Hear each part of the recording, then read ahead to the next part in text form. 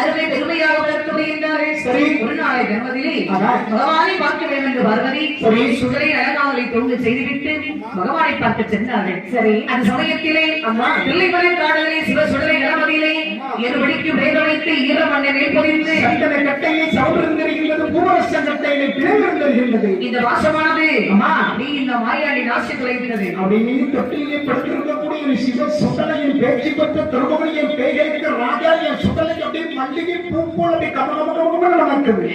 இங்கே இருந்தவர் என்று சொன்னால் மூலகம் செல்ல முடியாது. சரி, அட்டகாசம் செய்தால் மட்டுமே சரி நீரை அங்கே மலைநாளம் செல்ல வேண்டும், மாதவாரை நடுவதற்கு வேண்டும் என்ற மாயாடி சுடலை. சரி, அப்படி குழந்தையாக இருந்தவர் கோபுரமாக வடிவமானார். மலை கொண்டு இருந்தவர் ஒரு மாமலை கொண்டு வடிவமானார். நேரை செல்லுகிற நாட்டில் வந்து அங்கே இருக்கக்கூடிய வேட்டை ஆடுகின்ற பிணவேட்டை ஆடுகின்ற இந்த மாயாடி சுடலை அங்கே சுடுகாட்டிற்கு எதற்கு சென்றார்?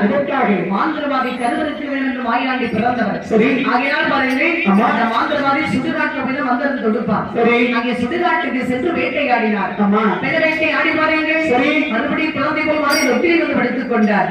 சும்மா இருந்தாரா? சரி, அடித்த குழந்தை போட்டு கூச்சலிட்டு அழைகின்றார். சரிதான், உடனே அம்மா காதலிட்டு ஓடோடி வந்தார்கள். சரி, ஓடோடி வந்து பாருங்கள். சரிதான், சுடரை கலவரத்தார்கள். பாலகனை தானே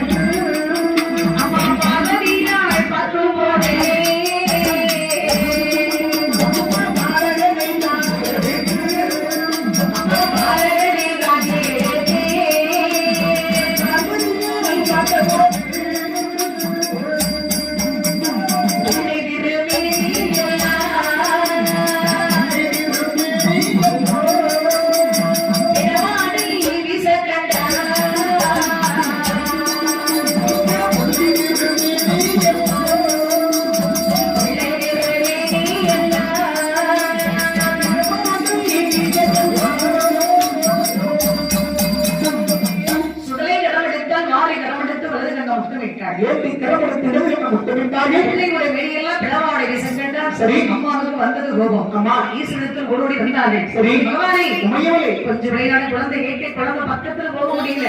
ஏன் நான் கொடுத்த குழந்தை பக்கத்தில் எதற்காக போக முடியவில்லை? பார்க்கலாம் என்று பகவான் அறிகின்றார்.